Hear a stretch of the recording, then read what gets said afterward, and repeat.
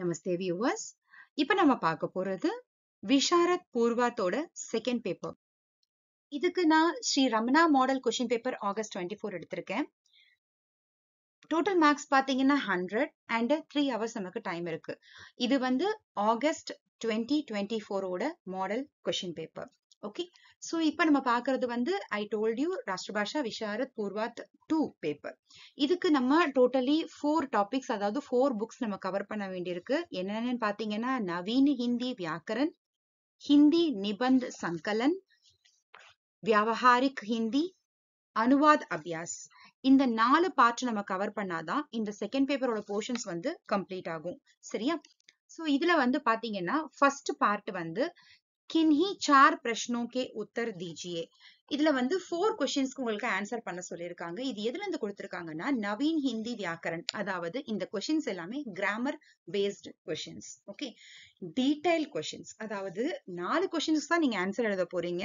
Totally 20 marks. அப்பனா ஒரு क्वेश्चनக்கு உங்களுக்கு 5 மார்க்ஸ். சோ கொடுத்திருக்கிற क्वेश्चனை வந்து டீடைலா நீங்க ஆன்சர் பண்ண வேண்டியிருக்கும். சோ இதுல இருக்கிறது எல்லாமே இம்பார்ட்டன்ட் क्वेश्चंस தான். சோ நல்லா ப்ரிப்பேர் பண்ணி வச்சுக்கோங்க. स्वर संधि किसे कहते हैं, அது स्वर संधिனா என்னன்றதை எக்ஸ்பிளைன் பண்ணி उसके कितने भेद हैं, அதுக்கு எத்தனை வந்து டைப்ஸ் ஆஃப் இருக்கு, உதாரண சகித் ஸ்பஷ்ட कीजिए, ஒரு டைப்பையும் வந்து எக்ஸாம்பிளோட எக்ஸ்பிளைன் பண்ணணும். சோ இத மாதிரி நீங்க என்ன பண்ணணும்னா அதை வந்து இன் டீடைலா நம்ம வந்து ஆன்சர் எழுதணும். அப்பதான் வந்து 5 மார்க்ஸ்க்கு உங்களுக்கு எலாபரேட் ஆன்சர் கொடுக்க முடியும். சரியா? சோ இது வந்து 20 மார்க்ஸ்க்கு ஃப்ரம் நவீன் ஹிந்தி வியாக்கரன்.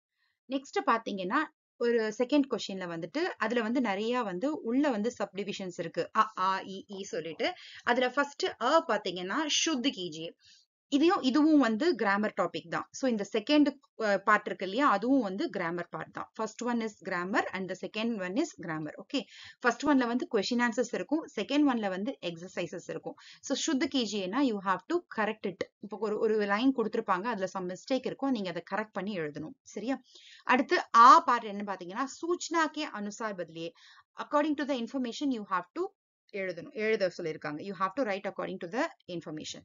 அதாவது பாத்தீங்கன்னா பிராக்கெட்ல வந்து ஒரு கொஸ்டினை கொடுத்துட்டு பிராக்கெட்ல அதை என்ன பண்ணணும்னு கொடுத்திருப்பாங்க, என்ன பண்ண சொல்லிருக்காங்களோ அதை நம்ம பண்ணணும். இப்ப ஃபர்ஸ்ட் கொஸ்டின்ல பாத்தீங்கன்னா பிராக்கெட்ல வாச்சிய பதிலியன்னு கொடுத்திருக்காங்க. சோ கொடுத்திருக்கிற சென்டென்ஸோட வாச்சியவை நீங்க சேஞ்ச் பண்ணணும். சரியா? செகண்ட் கொஸ்டின் பாத்தீங்கன்னா வாக்கிய ஜோடுக்கர் லிக்கியே. செகண்ட் கொஸ்டின்ல 2 தனித்தனி சென்டென்சஸ் இருக்கு, அது ஜாயின் பண்ணி ஒரே சென்டென்ஸா எழுத சொல்லிருக்காங்க.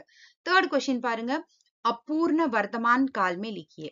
சோ வந்து இது வந்து வேற ஒரு டென்ஸ்ல கொடுத்திருப்பாங்க, அதை வந்து உங்களை அபூர்ண வர்த்தமான் கால்ல எழுத சொல்லிருக்காங்க. வர்த்தமான் கால்னா present tense. Okay, present continuous டென்ஸ்ல எழுதணும். சரியா?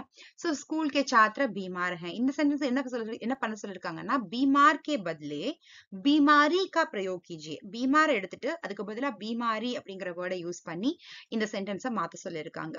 நெக்ஸ்ட் பாருங்க, नहीं तो का प्रयोग कीजिए. இந்த சென்டென்ஸ்ல வந்துட்டு 2 சென்டென்ஸ் இருக்கும், அதை கனெக்டிங்கா வந்து नहीं तो யூஸ் பண்ணணும். जल्दी स्टेशन जाओ गाड़ी नहीं मिलेगी. सो इधर नहीं तो ऐड பண்ணி ஒரே சென்டென்ஸா நம்ம கன்வெர்ட் பண்ண முடியும். जल्दी स्टेशन जाओ नहीं तो गाड़ी नहीं मिलेगी.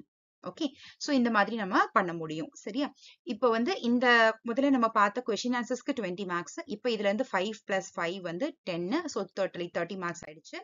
இப்போ பாத்தீங்கன்னா இ வந்து லிங்க் பதிலியே என்ன டென்ஸ், லிங்க் வந்து என்ன பாத்தீங்கன்னா ஜெண்டர், கோடா கோடி.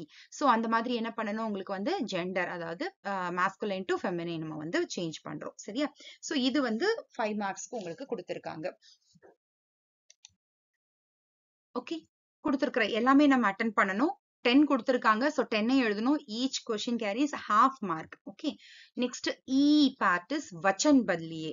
வச்சன் மீன்ஸ் ருப்பியா, ருப்பியே, சிங்குலர் ப்ளூரல். சோ இதுலயும் கொடுத்திருக்கிற 10ஐயுமே அட்டென்ட் பண்ணணும், half marks தான். சோ இது ஒரு 10 மார்க்ஸ். சோ டோட்டலி உங்களுக்கு 40 மார்க்ஸ் ஃப்ரம் கிராமர். நவீன் ஹிந்தி வியாக்கரன்ல 40 மார்க்ஸ் ஃப்ரம் கிராமர் வந்து உங்களுக்கு இந்த செகண்ட் பேப்பர்ல வரும். சரியா? நெக்ஸ்ட் என்ன கொடுத்திருக்காங்கன்னா ரூப் ரேகா தேते हुए किसी एक विषय पर निबंध लिखिए. இது வந்து 15 மார்க்ஸ்க்கு. இது எதுல இருந்து வருதுன்னா ஹிந்தி நிபந்த் சங்கலன் அதுல இருந்து கொடுத்திருக்காங்க. சோ மொத்தம் 4 நிபந்து கொடுத்துட்டு அதுல இருந்து ஏதாவது ஒண்ணுதான் உங்களை செலக்ட் பண்ணி எழுத சொல்லிருக்காங்க. ஓகேவா? சோ இது வந்து எப்படின்னா உங்களுக்கு வந்து ரூப்ரேகா அப்படின்னு போட்டு என்னென்ன சைடு ஹெட்டிங் கொடுக்க போறீங்க அதெல்லாம் எழுதிட்டு சைடு ஹெட்டிங் கொடுத்து நீங்க வந்து இந்த இதை எழுதணும். ஓகேவா? சோ சும்மா சாரான்ஸ்னு சொல்லிட்டு நம்ம வந்து ஒரு 3-4 பேராகிராஃப்ஸ் அந்த மாதிரி எழுதுறது இங்க வந்து இதாகாது. ஓகே, நம்ம என்ன பண்ண வேண்டியிருக்கும், சைட் ஹெட்டிங்ஸ் கொடுத்து ஃபர்ஸ்ட் ரூப்ரேகான்னு போட்டு என்னென்ன சைட் ஹெட்டிங்ஸ் கொடுக்க போறீங்க அப்படின்றத முதல்ல மென்ஷன் பண்ணணும். அதை மென்ஷன் பண்ணதுக்கு அப்புறமா சைட் ஹெட்டிங்ஸை வந்து நம்ம என்ன பண்ணணும், உள்ள வந்து டீட்டெயிலா எக்ஸ்பிளைனும் பண்ணணும். சரியா? அதுக்கு வந்து உங்களுக்கு 15 மார்க்ஸ். ஓகே, 15 மார்க்ஸ் வந்து கொடுக்கறதுனால நீங்க கொஞ்சம் டீட்டெயிலா நம்ம வந்து எழுதணும். ஓகேவா? சோ இப்ப ஃபார் எக்ஸாம்பிள் இப்ப வந்து பாரதிய சமாஜ்மே நாரிகாஸ்தான் இந்த 4th ஒன் வந்து எழுதுறோம்னு வச்சுக்கோங்களேன். எழுதும் போது ஃபர்ஸ்ட் ரூப்ரேகால வந்து பிரஸ்தாவனா வந்துட்டு இன்ட்ரோடக்ஷன் மாதிரி. அடுத்து வந்து புருஷ ஒரு நாரி ஜீவன் ரூபி ரத்துக்கே தோ பஹியே, ரெண்டு பேரும் வந்து ரெண்டு வீல்ஸ் ஆஃப் இது லைஃப் அப்படின்னு சொல்லிட்டு சொல்றது. பிராச்சீன் பாரத்மே நாரி, ஆன்ஷியன்ட் இந்தியால எப்படி லேடிஸ் இருந்தாங்க. அடுத்து மத்தியயுகின் பாரதிய, மிடில் ஏஜ்ல வந்து எப்படி இருந்தாங்க.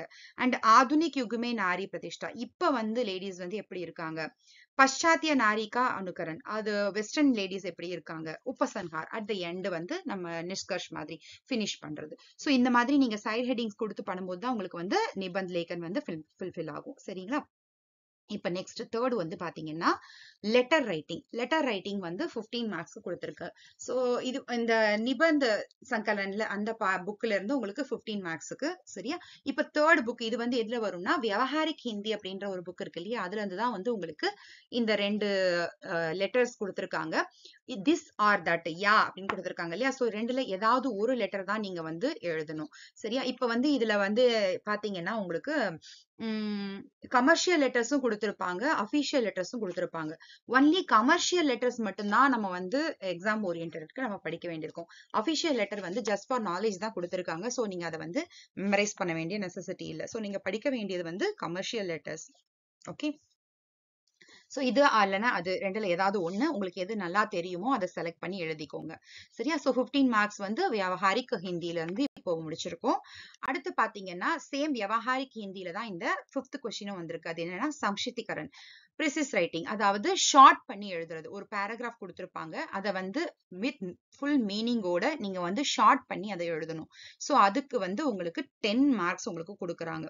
அதுவும் வந்து வியாவஹாரிக் ஹிந்தில தான் வருது. சரியா? சோ டோட்டலி 25 மார்க்ஸ் ஃப்ரம் வியாவஹாரிக் ஹிந்தி. ஓகேவா?